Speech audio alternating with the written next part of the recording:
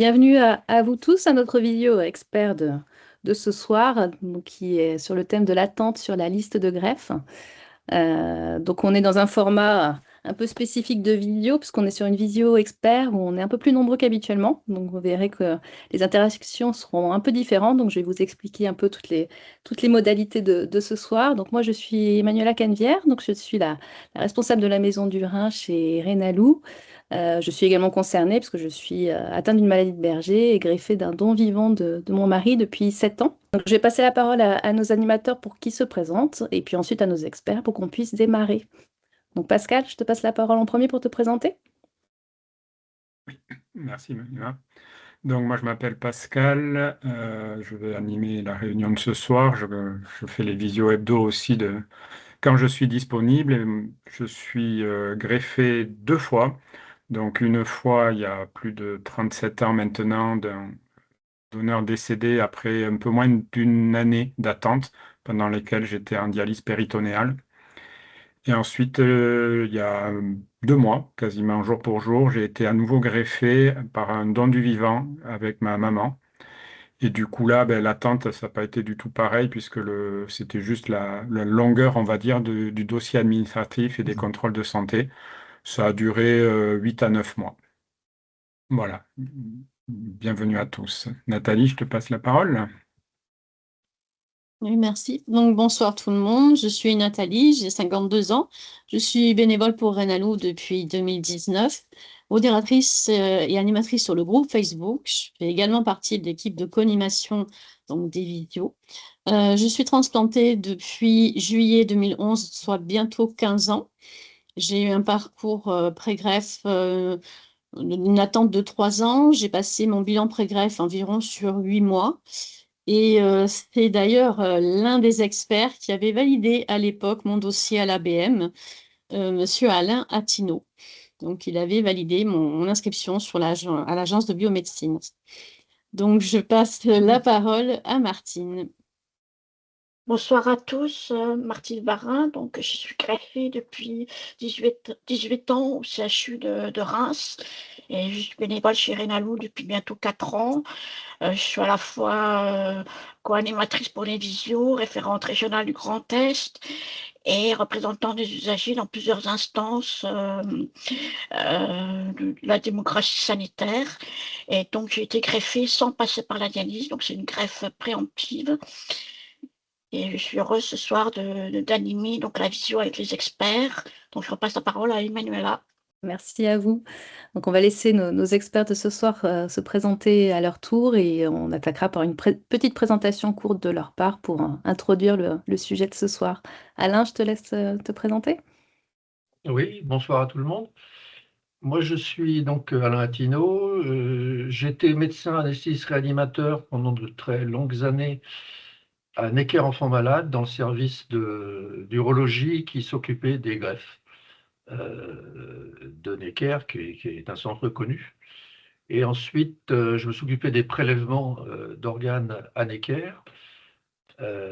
Puis ensuite, j'ai rejoint l'agence de la biomédecine où j'ai fini ma carrière en tant que directeur du prélèvement et de la greffe, et c'est pour ça que je signais les inscriptions officielles, puisqu'on verra peut-être tout à l'heure que sans cette lettre, vous n'êtes pas absolument sûr d'être inscrit. Et donc, à une époque, c'est moi qui signais toutes ces lettres-là. Voilà. Merci Alain. Bernard, je te passe la parole. Eh bien, bonsoir à tous. J'ai un parcours très similaire à celui d'Alain, avec quelques années de retard sur lui. Donc également à Necker comme anesthésiste réanimateur dans le service d'urologie transplantation. Puis à l'agence de la biomédecine, où j'étais effectivement médecin pour le service de régulation d'Île-de-France, en charge donc de répartir les greffons après les avoir qualifiés, c'est-à-dire savoir s'ils étaient bons pour être greffés. Et puis maintenant, eh bien, retraité, je suis bénévole à Renalou depuis 2019, comme Nathalie. Voilà. Merci beaucoup Bernard. Je vais laisser la parole à nos deux experts pour introduire notre sujet de ce soir avec une présentation assez courte et puis après, on vous donnera la parole à vous, participants. Donc, n'hésitez pas déjà à poser toutes vos questions dans le module questions-réponses et à lever la main si vous souhaitez prendre la parole à l'issue de la présentation de Bernard et Alain. Je vous laisse la parole. Donc, oui, je vais être bref, hein, de façon à simplement présenter le cadre réglementaire qui régit l'attente sur liste de greffe, et puis laisser bien sûr après la place aux témoignages et à vos interrogations. Donc, ce que l'on peut dire, tout d'abord, c'est que c'est l'Agence de la biomédecine qui est une agence sanitaire d'État qui dépend directement du ministère de la Santé, qui gère, c'est une liste nationale des malades en attente de greffe, ainsi que le registre national des refus de prélèvement, puisque, vous le savez, on est censé être tous d'accord pour être donneur d'organes, mais on a le loisir de pouvoir refuser et de s'inscrire donc notamment sur un registre national des refus géré par l'Agence de la biomédecine. C'est cette agence qui devrait donc coordonner les prélèvements d'organes avec les différentes équipes qui sont réparties dans toute la France et qui va assurer, après avoir qualifié les greffons, comme je vous le disais tout à l'heure, c'est assurer de leur bonne qualité, assurer la répartition de ces greffons et l'attribution des greffons très majoritairement en France. À l'international, ça ne correspond qu'à quelques greffons par an avec les pays limitrophes. Et puis garantir que ces greffons sont bien attribués en respectant des règles très précises, hein, qui sont les règles de répartition, on aura l'occasion d'en reparler. C'est des critères médicaux, bien sûr, mais aussi qui respectent des principes de justice de façon à ce qu'il n'y ait pas le moindre passe-droit, ni des privilèges qui ne seraient pas raisonnables. Alors, il y a une liste nationale d'attente. Comme vous le savez, pour la plupart d'entre vous, bien sûr, c'est qu'il faut, pour pouvoir recevoir un greffon, d'un donneur décédé ou d'un donneur vivant d'ailleurs, être inscrit sur une liste nationale d'attente, qui est donc gérée par cette agence. Et cette inscription est faite sous la responsabilité et par le centre de greffe dans lequel vous êtes suivi. C'est l'étape indispensable, c'est votre centre de greffe qui doit faire cette démarche. Il n'est pas possible de s'inscrire sur plusieurs centres de greffe, hein, de façon, on pourrait être tenté de le faire effectivement pour maximiser ses chances d'accès à la greffe. Ce n'est interdit, c'est interdit. Et puis si on change de centre, puisque c'est une liste nationale, vous ne perdez pas votre ancienneté. Hein, l'ancienneté est transmise à votre nouveau centre de greffe. L'inscription, comme on l'a vu, c'est un logiciel qui est géré par l'Agence de la biomédecine. L'inscription est validée par l'agence et une lettre de confirmation, donc signée à l'époque par Alain, est adressée au domicile du patient. Et si l'équipe a déclaré donc avoir procédé à l'inscription, vous devez vous assurer que vous avez bien reçu ce document. Et en cas, si vous ne l'avez pas reçu, eh bien, il faut en informer l'équipe de transplantation pour être bien sûr qu'il n'y a pas de problème administratif qui ferait en sorte que vous ne seriez pas effectivement inscrit sur la liste d'attente. L'agence, donc, elle gère cette liste nationale d'attente, elle attribue les greffons, mais ce n'est pas elle qui va pouvoir vous renseigner sur votre situation personnelle. Si vous voulez des renseignements, des informations vous concernant, il faut uniquement interroger les médecins qui vous suivent dans le cas de cette indication de greffe. Voilà ce qu'on peut dire en introduction, hein, et puis après on pourra aborder, suivant vos questions, comment sont répartis les greffons, on pourra aborder les questions du score qui régit cette répartition des greffons. Voilà, cette très courte introduction que je voulais faire avec vous, et je repasse la parole à Emmanuel. Merci Bernard. Merci à vous pour votre présentation. Donc pour l'instant, il n'y a pas de main levée et il n'y a pas de questions. Je vais lancer le débat avec une petite question du coup. Moi, j'ai donc été greffé avec un don du vivant et j'avais compris que pendant la procédure où on est en don du vivant, on est sorti de la liste pour les greffés décédés, enfin pour les dons décédés. Est-ce que c'est le cas ou on est tout le temps, il n'y a qu'une seule liste du coup? Alors, non, en fait, on est inscrit sur la liste nationale d'attente euh, tout le temps. Et en effet, en fonction de certaines situations, en particulier dans les situations où on fait ce qu'on appelle des dons croisés. On pourra revenir tout à l'heure sur les dons croisés. C'est des dons entre couples donneurs-receveurs qui ne se connaissent pas, dans le cas de certaines incompatibilités entre le donneur et le receveur. Bon. Dans le cas des dons croisés, les patients sont mis sur un système particulier qui exclut qu'on pourra les appeler pour un donneur décédé. Par contre, normalement, tant qu'on n'est pas greffé, sauf après avis de l'équipe, on reste inscrit à la fois en donneur décédé et en donneur vivant. Parce que il peut arriver, ça nous est arrivé, qu'il y a un donneur vivant possible et que quelques semaines avant, un mois avant par exemple, un donneur décédé complètement compatible se présente.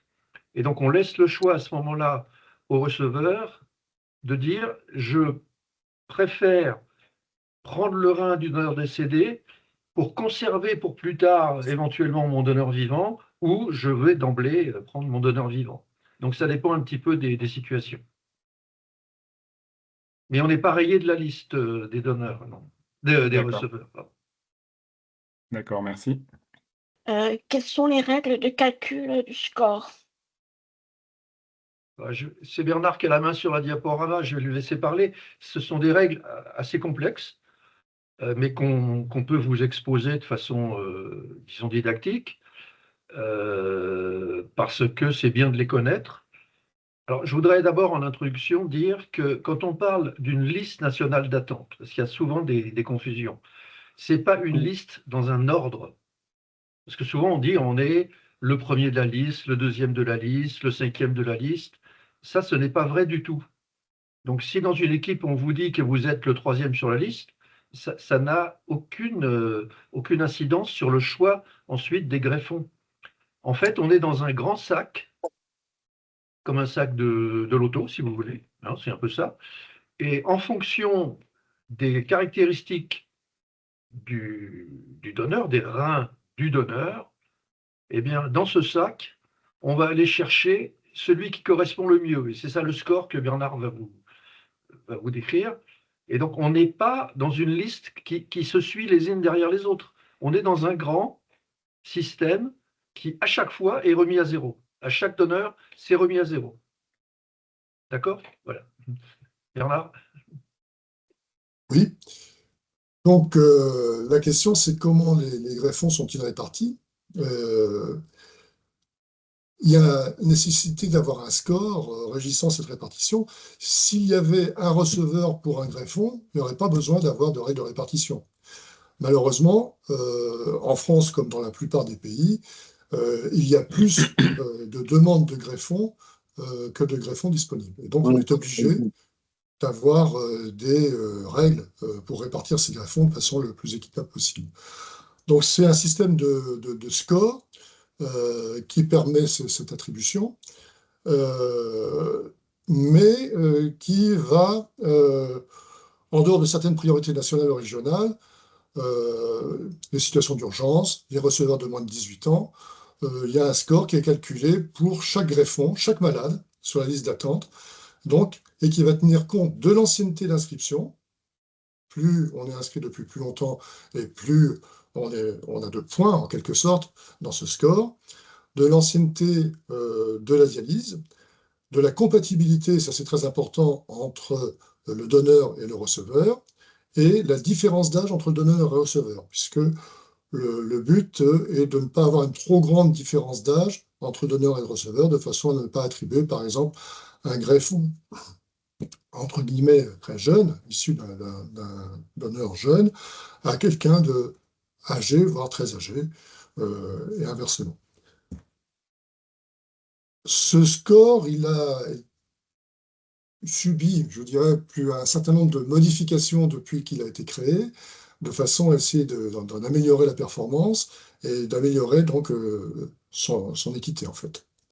Bon, ça c'est un petit peu ce que je viens de dire, hein, c'est qu'on doit répondre aux besoins de santé des malades concernés, éventuellement pour certains, notamment ce qu'on appelle les patients hyper-immunisés, ceux qui ont beaucoup d'anticorps, qui rend leur greffe difficile, eh bien, de leur proposer des greffons en priorité, et qui bénéficient donc à l'heure actuelle d'une priorité qui a été améliorée au cours des années.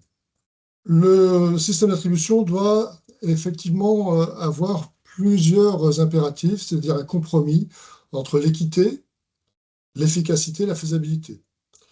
Ça veut dire que ce score va viser à donc, optimiser l'utilisation des greffons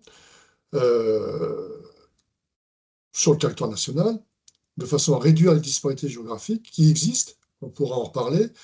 Il y a des régions dans lesquelles des équipes de greffe dans lesquelles l'attente est plus courte que dans d'autres.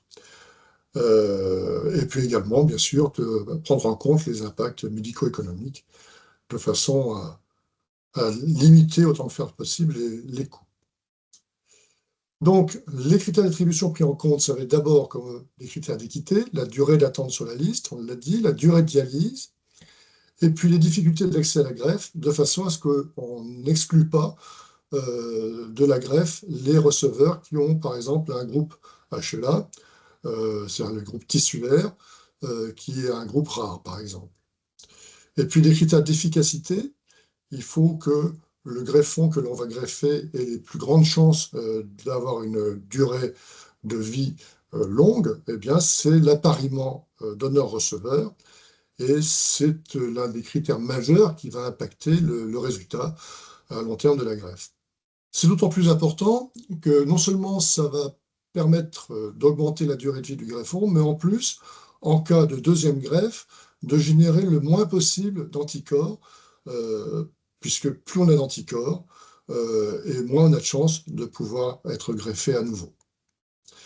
Et enfin, des critères d'efficacité et de faisabilité, eh bien, c'est l'appariement en âge que j'évoquais, et qui permet d'attribuer donc les greffons avec une durée potentielle de fonctionnement proportionnée à l'espérance de vie du receveur.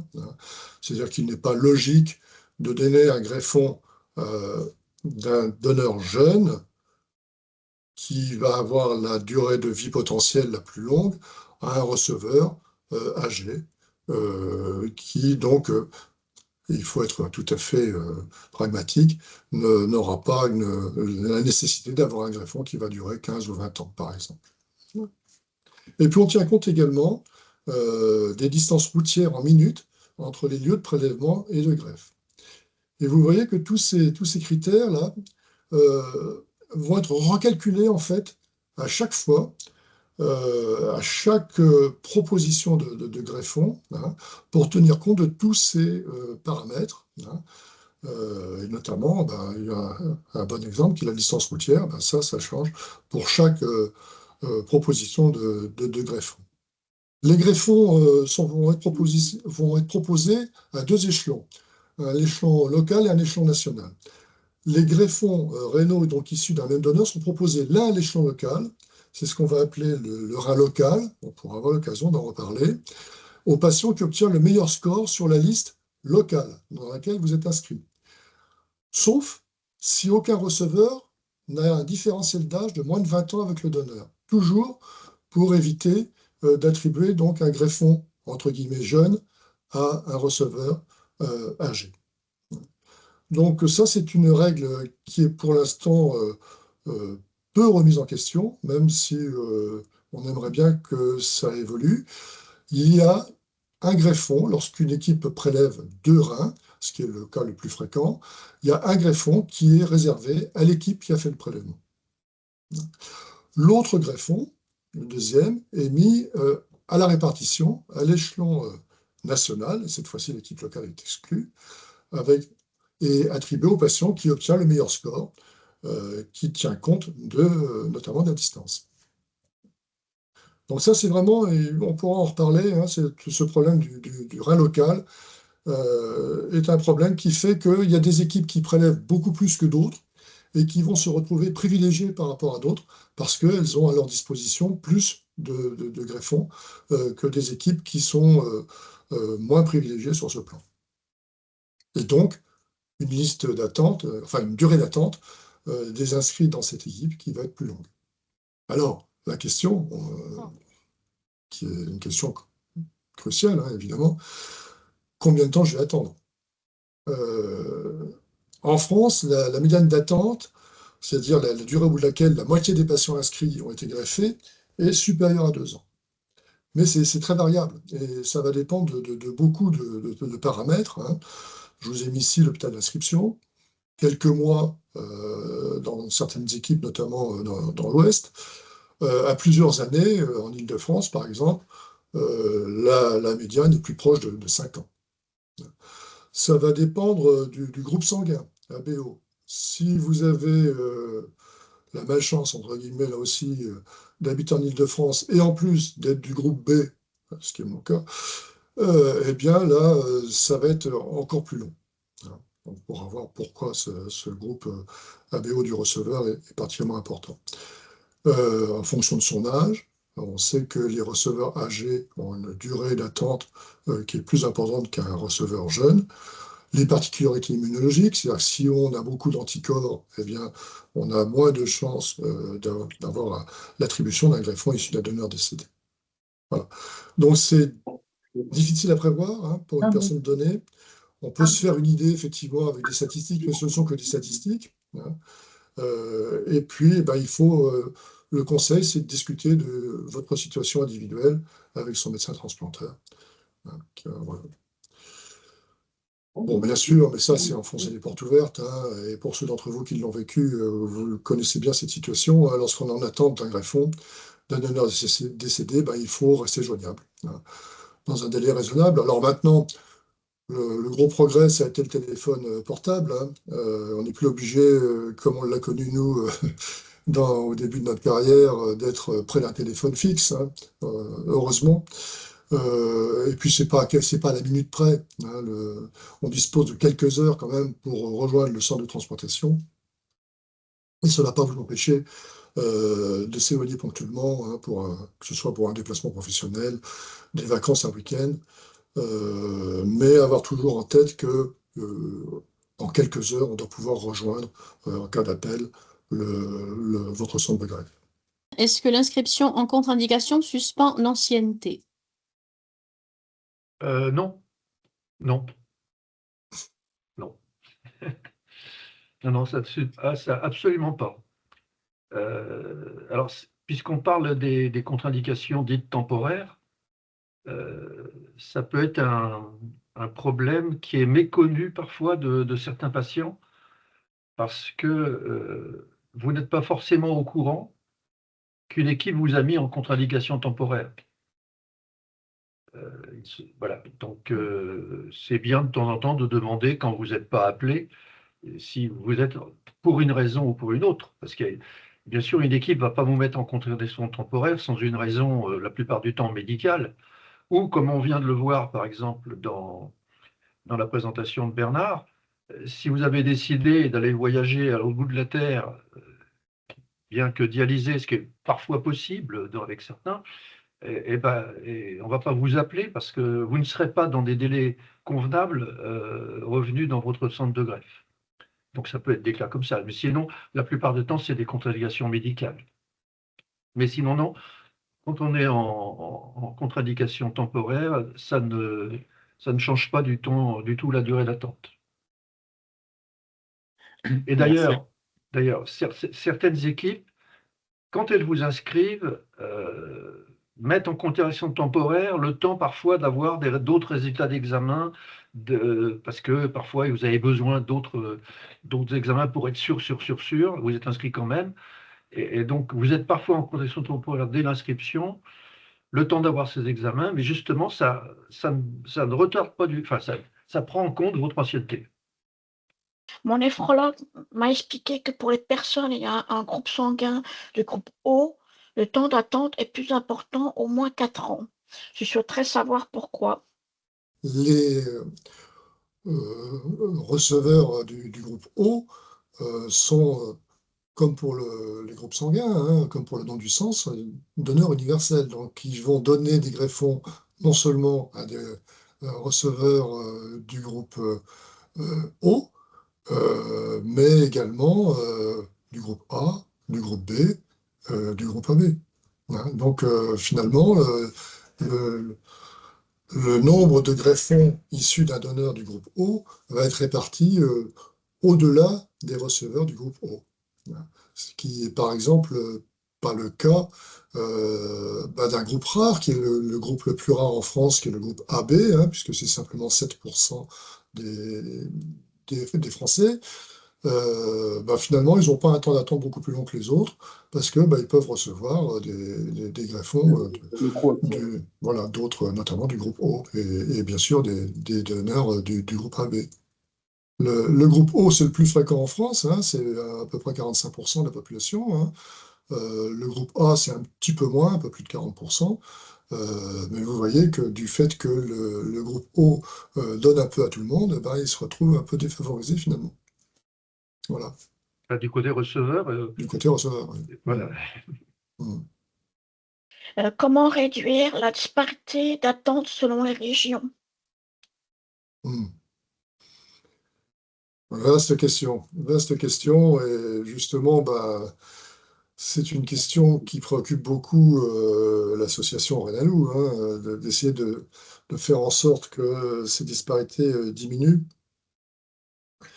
Il y a une piste de réflexion qui a été justement de revoir le sacro-saint rein local, hein, qui fait, comme je vous le disais tout à l'heure, que ce rein attribué à l'équipe de prélèvement soit sanctuarisé pour l'équipe de prélèvement, et puis d'augmenter un petit peu la possibilité de l'attribuer à d'autres équipes moins fournies en reins locaux. C'est une première piste. Mais également, il y a bien d'autres facteurs. Il y a des équipes qui ont une liste d'attente qui n'est pas très importante, mais qui inscrivent peu. Alors évidemment, si on n'inscrit pas les patients de son département, de sa région, la liste d'attente est peu importante et artificiellement, on aura une durée d'attente qui paraît moins longue que dans d'autres régions. Donc ça aussi, c'est une piste d'amélioration, de faire en sorte que les critères d'inscription sur la liste d'attente et le moment d'inscription sur la liste d'attente soient homogénéisés dans toutes les régions de France, ce qui actuellement n'est pas totalement le cas. Voilà, quelques éléments qui peuvent faire en sorte qu'on essaye de réduire ces disparités qui sont réelles, hein, et qui ne sont pas acceptables en fait. La suppression du rein local ne rendrait pas magiquement les choses mieux du jour au lendemain. D'abord, ça pourrait déstabiliser complètement certaines équipes de greffe qui auraient une disparition de leur greffon et n'auraient pas de proposition de greffe par l'agence pendant plusieurs semaines, voire plusieurs mois, du fait du profil, comme disait Bernard, des gens qui sont en attente. Parce que c'est ça qui compte, c'est pourquoi est-ce qu'il y a des régions où on attend plus? Alors, il y a des régions parce que le prélèvement, donc le côté rein local, est peut-être moins développé, et ça, c'est le côté développer les prélèvements d'organes.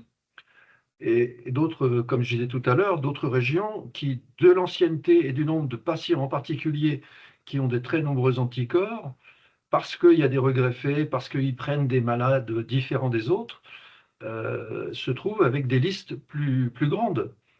Et donc, comme dit Bernard, il faut bien sûr se battre pour qu'on harmonise les façons d'inscrire les patients en attente de façon beaucoup plus stricte. Ouais. Et que les critères d'inscription soient identiques dans toutes les équipes. Et ça, c'est en cours de changement, mais ça mettra du temps. Mais Renalou, oui, on se bat beaucoup là-dessus, oui. Pour quelles raisons, dans certains pays européens, le délai d'attente est beaucoup moins important? Quel pays? Allez, on va prendre l'Espagne. Hein, oui, oui. C'est l'exemple, puisque l'Espagne va être championne du monde hein, en matière de greffe rénale, en tout cas.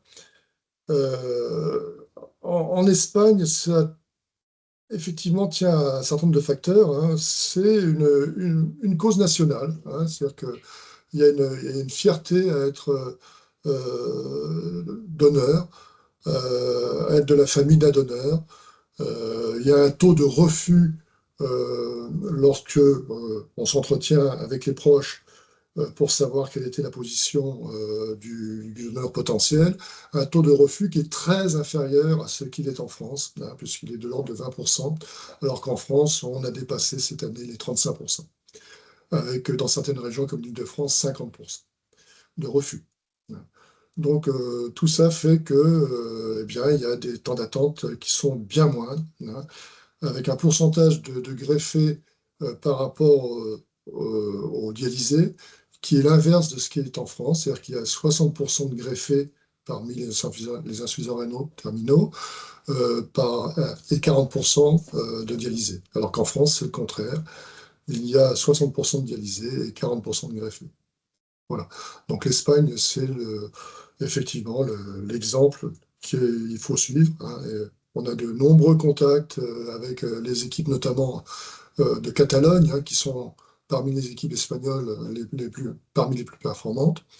Ils ont une politique, notamment de communication auprès du grand public, qui ne fait pas appel à des grandes campagnes, hein, mais avec la presse locale et puis la diffusion de témoignages de familles de donneurs, de greffés, fait en sorte que c'est largement admis par la population, beaucoup plus qu'en France, de l'importance effectivement du don de rein et de la greffe de rein.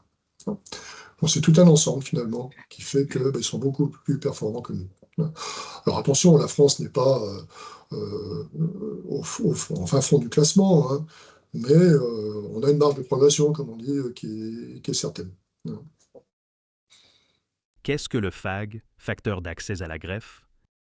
C'est un calcul statistique qui donne une idée pour un receveur de ce qui pourrait arriver en prenant en compte, c'est les logiciels de l'agence qui calculent ça, en prenant en compte les 5 années derrière en termes pour des profils équivalents de durée d'attente moyenne.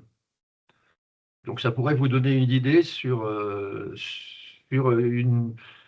un pourcentage de risque de chance d'être greffé. A-t-on une chance d'être greffé sans passer par la dialyse? Vous pouvez être greffé ce qu'on appelle en préemptif, c'est-à-dire qu'il y a des gens qui sont greffés, en particulier avec des reins locaux, lorsqu'ils sont dans le score, alors qu'ils ne sont pas encore dialysés, ça arrive. Rien n'empêche, il n'y a pas de chose qui empêche d'être dialysé en ce qu'on appelle en greffe préemptive. Alors c'est vrai que c'est plus fréquent avec les donneurs vivants parce qu'on connaît forcément la date de greffe, donc on peut se dire cette personne, on pense qu'elle va être dialysée dans 1 an, donc on va lui faire une greffe donneur vivant si elle peut avant d'être dialysée. Mais il y a aussi des gens qui sont greffés avec des reins cadavériques en préemptif. Oui, c'est ça. Il n'y a pas d'impossibilité à être greffé sans être dialysé, mais dans le score, Voilà. vous n'aurez pas de points attribués à la durée de dialyse. À la durée de dialyse. Voilà. Mais par contre, tous les autres points, durée d'attente sur liste, les critères d'appariement HLA, donneur-receveur, etc., tout ça sont conservés, bien entendu. Mais simplement, vous n'aurez pas de points en fonction de la durée de dialyse. Est-on prioritaire en cas de problème cardiovasculaire? Ça ne fait pas partie des priorités. Non, c'est pas effectivement pris en compte. Ça peut être pris en compte quand même pour le rein local, éventuellement, par l'équipe qui est en charge de la personne. Ça peut être un critère qui peut favoriser effectivement l'attribution de ce greffon, mais de façon assez limitée. Non. Là, je pense que Non, en sachant que énormément de patients en attente ont des soucis cardiovasculaires. Oui, en plus. Oui. Mais c'est vrai que la dialyse, l'hémodialyse en particulier, provoque des variations de pression artérielle importantes, hein, et effectivement, chez les personnes qui ont des problèmes cardiaques, peuvent aggraver ces problèmes, hein. Et une fois que ces personnes sont greffées, effectivement, leur espérance de vie est meilleure qu'en dialyse. Il y a un risque important, plus important que la population générale dans la période opératoire, hein. Nous, anesthésistes en équipe de greffe, on était bien placés pour le savoir, hein. Mais maintenant, c'est effectivement des situations qu'on maîtrise bien, hein. Et passer cette période de sur-risque directement pendant l'opération et dans les jours qui suivent, le pronostic est bien meilleur pour quelqu'un de cardiaque greffé que dialysé.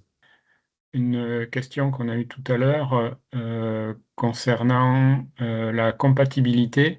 Donc, dans le don du vivant, moi, par exemple, c'est ma maman qui a donné son rein, donc du coup, la compatibilité était assez forte directement. Quelles sont les probabilités ou les chances avec une personne, un ami ou une amie? Comment ça fonctionne exactement cet aspect-là? Ah, Est-ce que, du coup, logiquement, il y a plus de chances quand c'est dans la famille au niveau génétique? oui. Alors, oui, oui, au niveau génétique, oui, au niveau HLA, en particulier au niveau HLA. En Oui. théorie, si c'était votre maman, vous êtes semi-identique. Mm. Bon. Donc voilà, vous avez une partie de votre père, une partie de votre mère, et donc dans les parents, c'est comme ça. Entre frères et sœurs, c'est un peu différent, mais ça arrive aussi qu'ils soient Et du, complètement compatibles ou semi-identiques. et du Après, coup, dans pour la des gens, greffe, voilà, en dehors de la oui, dans famille la qui ont rien greffe, commun en disons, génétique. extérieure aux proches génétiquement, dans la greffe de vivant, ce qui compte sur la longévité, il y a bien sûr le côté HLA, mais ça, c'est assez bien réglé maintenant, mais il y a aussi ce qu'on appelle la durée d'ischémie froide. C'est-à-dire qu'un rein qui reste 2 heures dans de la glace, il est bien mieux, bien mieux, bien mieux qu'un rein qui reste 14 heures dans la glace. Et donc, en donneur vivant, le rein qu'on prélève et le rein, quand il est greffé, il se passe soit quelques minutes, soit au pire 1 ou 2 heures. Donc, ça fait partie des bonifications de la survie des reins, c'est le temps d'ischémie froide. Et en donneur vivant, ce temps, il est très, très réduit. Donc, la greffe entre personnes, je dis amis entre guillemets, enfin voilà, est aussi une très bonne greffe de donneur vivant. Hein, Bernard, il n'y a pas de... Oui, oui, tout à fait. Bon, si on a la chance d'avoir un ami ou une amie qui est parfaitement compatible, effectivement, bon, mais là aussi, ça peut donner lieu à des protocoles de désimmunisation, mais aussi ça peut être une bonne indication du don croisé. Si on n'a pas dans son entourage quelqu'un qui est parfaitement compatible, on peut s'inscrire dans un programme de don croisé et bénéficier d'un greffon plus compatible issu d'une autre paire de donneurs. Alors ça, le don croisé n'est pas encore malheureusement très développé en France. Ça commence à se développer un petit peu plus. C'est pas aussi développé que dans d'autres pays comme la Grande-Bretagne par exemple ou les États-Unis. Mais c'est en train de se développer. Ça peut être une bonne solution si on n'a pas un donneur très compatible dans son entourage. Alors, en dehors de ça, en don du vivant, nous avons énormément de dons entre couples Ouais. qui, en théorie, enfin, Ils ne sont pas de la même famille. non, A priori, non. ne sont pas plus, ils sont pas plus compatibles que si vous prenez votre voisin de palier, qui est votre ami. Vous voyez ce que je veux dire? Donc, on fait énormément de greffes donneurs vivants entre couples, hein, et ça marche très bien. Ouais. Je Ça pense marche que très c'est bien. maintenant Donc, d'ailleurs, c'est maintenant le plus grand nombre, si je me souviens bien, au sein de c'est quoi, couple. c'est plus de 50%. Ouais, c'est ça. Plus, oui, c'est même plus, oui, c'est peut-être même autour de 60, hein, c'est Ouais. énorme. Oui. Sur les opérations, concernant les plannings, les blocs opératoires, quelle est la place des greffes? Est-ce qu'elles sont prioritaires sur d'autres interventions? Bon, Question délicate. pour avoir été responsable des plannings de blocs dans mon hôpital, c'est un problème difficile, hein. Ça devrait être prioritaire, hein. C'est-à-dire que la greffe de rein, le prélèvement d'organes également, ont été déclarés grande cause nationale, hein. Et donc ça devrait Priorité être nationale, oui. priorité nationale, absolument. Et ça devrait l'être. En pratique, c'est un combat de tous les jours, hein. C'est-à-dire que lorsque vous avez un bloc opératoire avec, je prends mon exemple, 6 salles, que vous avez une quinzaine de chirurgiens qui veulent tous faire leur programme opératoire, et que là-dessus vient, j'allais dire se greffer, mais vient une greffe qui doit être faite rapidement, eh bien, on a souvent des difficultés à imposer que la greffe soit faite sans trop attendre, hein. Sans trop attendre, ça veut dire sans augmenter le temps d'ischémie froide dont parlait Alain, qui est vraiment un facteur qui va être très défavorable pour la survie du greffon. Voilà. Donc voilà. Ce qui serait bien, et c'est une demande qui est faite au niveau des différentes directions hospitalières, c'est qu'il y ait une salle réservée pour le prélèvement et la greffe. Pour certains hôpitaux commencent à- à avoir cette chance d'avoir un bloc, une salle d'opération réservée pour le prélèvement et la greffe, mais c'est loin d'être le cas partout. Voilà. Alors, il est quand même extrêmement rare qu'un rein ne soit pas greffé à cause de ça. Alors, il peut être greffé avec un peu de retard, c'est-à-dire que beaucoup des programmes opératoires se terminent vers 16-17 heures, et donc à ce moment-là, les blocs se libèrent, et même si le rein était là depuis le matin dans l'équipe, il peut être greffé le soir. À Necker, on en greffait beaucoup le soir et la nuit. Donc ça a un défaut d'augmenter l'ischémie froide, mais c'est très très rare que, enfin, on ne jette pas un rein à cause de ça. Voilà, le rein sera greffé. Mais c'est un problème de temps d'attente du rein soit dans la machine à perfusion, soit dans le bac à glace. Enfin, le rein, il n'est pas glacé, hein, ne vous inquiétez pas. Et justement, pour rebondir sur le temps d'ischémie, il y a une question. L'utilisation de l'hémoglobine de verre marin a-t-elle vraiment amélioré la conservation des greffons, donc la probabilité de meilleurs résultats? Je ne crois pas. Oui, ça fait plus de 20 ans qu'on en parle, hein, Oui. des arrêts Nicole et de l'hémoglobine de verre marin. En théorie, c'est intéressant. En pratique, nous sommes loin d'être convaincus. Voilà. Ce qui est intéressant, c'est la généralisation des machines à perfusion qui permettent de réhabiliter ou en tout cas de conserver le rein dans de meilleures conditions, parce que le rein va être perfusé en continu avec une solution de conservation qui pourrait être enrichie, pourquoi pas, avec de l'hémoglobine de verre marin, mais c'est surtout qu'il soit perfusé en continu. Et ça permet justement de pallier un petit peu les inconvénients de la durée d'ischémie froide. Cette durée d'ischémie froide, elle est en moyenne pour le rein, je ne parle pas du rein local, hein, le rein mis dans le circuit national, elle est en moyenne de 14 heures à l'heure actuelle, hein. Ça a bien baissé, on était aux alentours de 20 heures il y a quelques années, et c'était vraiment une préoccupation de tous, hein, aussi bien de l'agence que des équipes, de réduire ce temps d'ischémie. Bien sûr, pour le rein local, et c'est l'un des avantages du rein local, c'est que cette durée d'ischémie est en moyenne plus courte. Les recherches sur ce procédé se continuent, mais n'ont jamais, comme disait Bernard, n'ont pour le moment pas été probantes. On n'a pas une amélioration considérable par rapport à des solutions de préservation, disons, différentes. Donc, ça sera peut-être un jour le cas, mais pour le moment, c'est pas dans la pratique courante. Les machines, oui, ça, oui. Ok, Par exemple, merci. les cœurs sont presque tous mis sous machine maintenant, hein, je veux dire, En cas de don du vivant à BO incompatible, faut-il privilégier un don croisé ou même attendre une greffe issue d'un donneur décédé? Le don croisé peut être une bonne réponse à la question, hein. Ça peut être une bonne solution, hein. Mais comme je vous le disais, c'est encore pas très développé en France. Et les cycles d'appariement de dons croisés sont relativement rares. Alors après,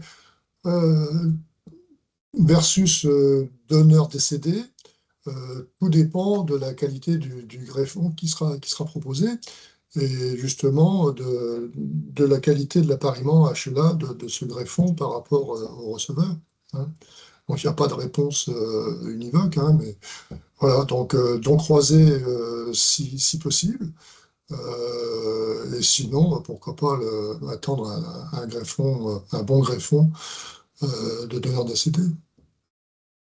Oui, c'est ce qu'on disait tout à l'heure. Lorsqu'on est en attente, on n'est pas forcément exclu d'un donneur vivant, on n'est pas forcément exclu, on n'est pas exclu de l'attente d'un donneur décédé. Donc, encore une fois, si vous avez une incompatibilité avec un éventuel donneur et que se présente, alors c'est le jackpot, ce qu'on appelle un full match d'un donneur, c'est-à-dire tout complet, tout compatible, d'un donneur décédé, il vaut mieux prendre le donneur décédé. Bah oui. Quel délai entre un dossier de greffe complet et la réception du courrier officiel d'inscription sur liste d'attente? Vous pouvez avoir un dossier dans le centre de greffe où il prépare votre inscription. Et à un moment donné, ils nous envoient à l'agence, enfin, ils nous envoient, je suis plus là-bas, ils envoient à l'agence une demande d'inscription. Et pour nous, à l'agence, il faut que le dossier comporte un certain nombre d'éléments que je ne vais pas détailler, mais qui sont un peu médicaux et surtout administratifs. Et si c'est le cas, globalement, ça demande, je ne sais pas, moi j'en signais tous les jours, donc ça demande, c'est rapide. C'est pas un mois ou deux, hein, c'est dans la semaine. C'est dans la semaine. À partir du moment où on reçoit à l'agence la demande de l'équipe, je vous dis, c'est quelques jours, même pas. Ils font ce qu'on appelle une préinscription, c'est-à-dire qu'ils préparent ce qu'on appelle un dossier cristal. Donc, ils rendent votre identité, ils rendent des tas de choses, ils rendent voilà. Et donc, nous, on voit ce dossier qui est un dossier en préinscription. Et tant que l'équipe n'a pas cliqué « je le mets en inscrit », ben, il ne se passe rien. Et pour qu'elle le mette en inscrit, il faut qu'avec le receveur potentiel, elle ait un certain nombre de papiers, mais pour ce qui est de l'agence et la lettre que vous allez recevoir, c'est quelques jours. On clique sur un bouton à l'agence et ça crée la lettre et le directeur la signe. Que dit la loi sur le don d'organes? Si une personne de son vivant ne s'inscrit pas sur le registre de refus, il est donc donneur de fait, ou est-ce que l'entourage peut refuser le don? Et il y a une autre question, c'est pourquoi continuer à demander l'accord des familles alors que l'opposition n'a pas été exprimée et qu'on est tous donneurs? Vas-y Bernard. Bon. Donc, la loi, elle est consentement présumé. C'est-à-dire que si on n'a pas exprimé son refus de son vivant, on est censé être donneur. Bon. Ce refus, il peut être exprimé par différentes façons, hein. C'est-à-dire d'abord, on peut s'inscrire sur le registre national du refus, qui est donc géré par l'Agence de la biomédecine, mais on peut également faire part, par tout moyen, de ce refus, c'est-à-dire avoir un papier sur soi comme quoi on ne veut pas être donneur. Bon, ou on ne veut pas être donneur de cœur, mais on veut bien être donneur de rein, ou inversement, etc. Et ça, c'est pris en compte. On peut en faire part à son entourage, hein, d'une façon ou d'une autre, dire à son entourage, ben, moi je suis donneur, je veux être donneur. Si jamais un jour je suis dans la position d'être donneur, et en général, l'entourage, lorsqu'il a connaissance de la position du donneur, respecte cette position. Le problème, c'est que souvent, lorsqu'on fait un entretien en vue d'un prélèvement avec les proches d'un donneur, ils ne sont pas au courant de la position du donneur.